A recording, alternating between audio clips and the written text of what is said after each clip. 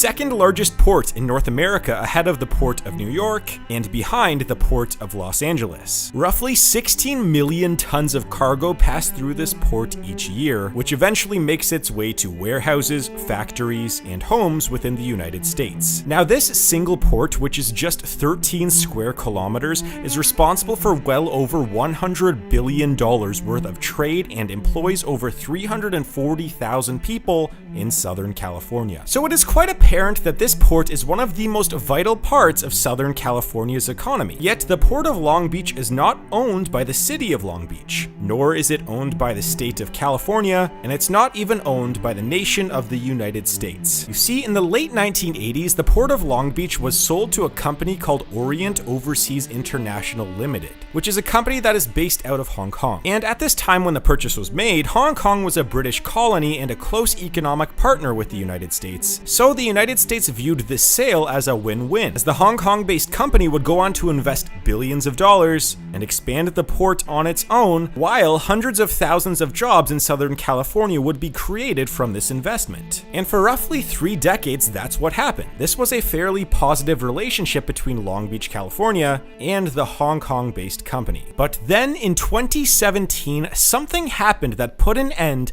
to this positive relationship. You see, in July of 2017, the Chinese state-run company called Costco ended up purchasing a 75% stake in the Orient Overseas International Limited company. Therefore, China became the new owner of the Hong Kong-based company, and therefore technically the owner of the Port of Long Beach, California. Now, even though this probably didn't make the news because shipping is not exactly the most interesting topic to bring up in mainstream news, it was important enough for the federal government to take action. You see, a state-run Chinese company now owned the 3rd most important port in North America, meaning that the Chinese government had control over one of the key trading points and economic hubs of the United States. And for the United States government, that was completely unacceptable, citing national security risks. So that is why the federal government forced Costco to sell off the Port of Long Beach immediately to a non-Chinese state-run company. And in 2019, Australia's Macquarie Group ended up buying the port for $1.8 billion. So now technically the Port of Long Beach is owned by a private Australian company, which is viewed as a much safer owner in the eyes of the US government. Now, if this was just an isolated incident of China trying to buy up an important seaport, then it might be worth just ending the video right here. But this is just one of dozens of cases where Chinese state-run companies have tried buying out the most important ports in the world. For example, in Hambantota, Sri Lanka, there is a port that is in a strategic location just below one of China's rivals, which is India. So in 2017, China was able to buy out a controlling share in this port, largely because the government of Sri Lanka was in a lot of debt and needed foreign investment in order to save its economy. And there are other examples just like this. For example, in Australia in 2015 and 2016, Chinese investors bought out a controlling interest in Port Darwin and a large share of the Port of Melbourne. China also controls the port of Freeport in the Bahamas, which is just off the coast of the United States. And in fact, China and Chinese companies control ports in virtually every major country in the world, and in countries where they don't control any ports, they typically have around 49% ownership of at least some ports of the country. And some examples of this are some ports in Belgium, France, and even the United States. But here's what might be the most striking point of this video. This buying spree where China is buying up all of the ports all over the world has only really been occurring for the last 10 years, meaning that China went from having relatively no ownership of any ports before the year 2010 to becoming the largest owner of the world's ports today. So that brings up the question, why are they doing this, and what are the ramifications of China's plan? Well, let's start off with the first question. They are doing this because of something they have called the Belt and Road Initiative. Essentially, this was a plan announced by China in the early 2010s with the purpose of having a global development and investment strategy. President Xi Jinping was quoted as saying that the initiative is a bid to enhance regional connectivity and embrace a brighter future. So he was pretty much implying that the entire purpose of this initiative was to build friendlier relationships with foreign countries while helping grow China's economy. but others have called it China's plan for world domination with a China-centered global trading network.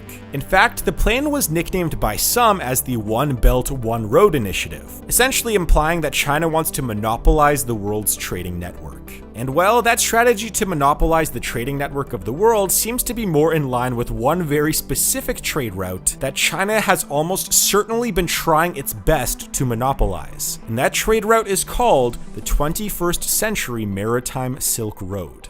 If you were to take a look at a map, you would see that the most efficient trade route between China, Africa, and Europe is one where you start off the coast of China, then travel through the port of Singapore, which China bought in 2015, then you would travel past Port Hambantota in Sri Lanka, which I already mentioned is owned by China, then you would travel along the east coast of Africa and the southern tip of Yemen. And in Yemen, China has invested $508 million into ports in Mocha and Aden, and in East Africa, China is a heavy investor in the ports of Djibouti and Sudan. But after passing by Yemen and East Africa, you would have to go through the Suez Canal, which I had recently just made a video about, and you can check out on my channel. But nonetheless, China has agreed to invest $5 billion within the Suez Economic Zone, which is essentially the Suez Canal. Then lastly, to get to Europe, you would have the option of either stopping at the port of Kumport in Turkey, which China is of course an investor in, or you could go through the waterways of Istanbul, which China is heavily invested in as well. But there is also another option where you could end your journey at what is known as the Pearl of the Mediterranean, also known as the distribution hub of Europe,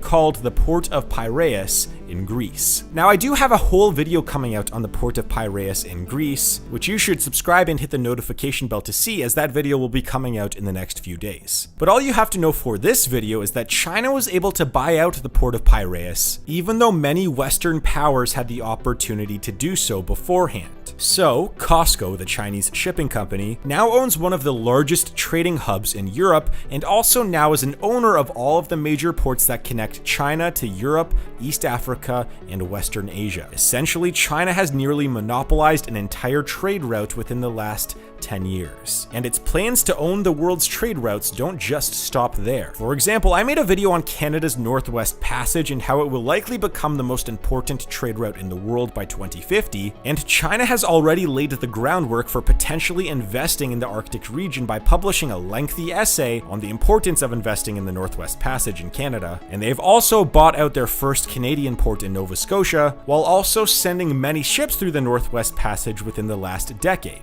And if that wasn't enough, China has invested even more money into the Northeast Sea Route in Russia, and have even invested in Greenland. And by the way, one shocking statistic I was able to find was that these Chinese investments in Greenland represent up to 12% of Greenland's GDP. Now, I could go on and on about all of the other trade routes that China is trying to monopolize, but the main takeaway that you should take here is that no trade route is safe from Chinese ownership.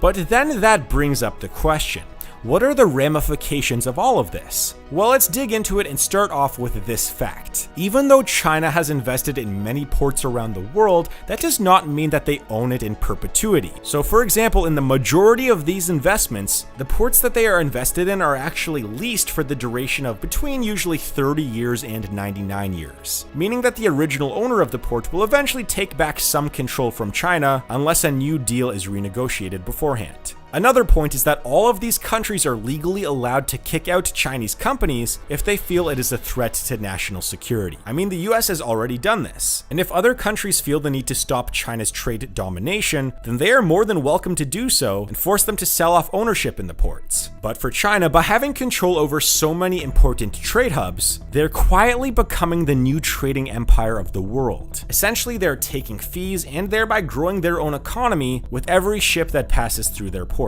Meaning that as all other countries on the planet grow and become more connected through trade, the real secret winner here is actually COSCO and China. Now, another ramification is obviously the influence of Chinese companies, which will likely become more and more apparent as time goes on. I mean, sure, China is able to control the ports in many countries, and potentially decide which countries and companies can use the ports and which cannot. But what might be a more important point is that they are also able to control the areas around these ports. So they're able to bring over other Chinese companies into foreign countries and further increase the Chinese influence in the area, which of course many countries like the US don't really like right now. And lastly, and maybe most importantly, is that shipping and trade is a very unique industry that works closely with the manufacturing industry, the shipping industry, and the government. And one of the fears that is mounting is that China is gaining political influence throughout the world. And some are growing nervous that the tensions between the Eastern and Western powers may climb as China continues to increase its influence. But the same could also be said the other way, because it is possible that Chinese expansion into Western countries might make China more open to Western ideas, which would potentially lesser the tensions between the world superpowers. But nonetheless, even though most governments around the world have the option of stopping Chinese investments into their own ports, the results so far as a whole have been relatively positive for most of the countries that China has invested in, as most of these investments have actually expanded their ports, hired more people, and the economies of these countries have experienced a tangible boost since taking on Chinese investments. But at the end of the day, the only country that China is still dependent upon in order to fully monopolize the trading network of the world is actually a fairly small country, a country that actually ships the largest quantity of the world's resources and right now controls the world's shipping industry. Yet no one really talks about them. So if China wants to conquer the shipping industry, they must first compete with a few dozen Greek businessmen known as the Golden Greeks. But that will be the story for my next video. So make sure to hit that subscribe button and that notification bell if you want to see my next video when it comes out. And also please hit that like button, as that would mean the world to me. But I want to leave you with this question. What do you think of China's Belt and Road Initiative? And what do you think of them buying out the world's ports? Let me know what you think in the comments down below. Anyways, please click on my documentaries playlist or my next video, and I will see you guys there in just a few seconds.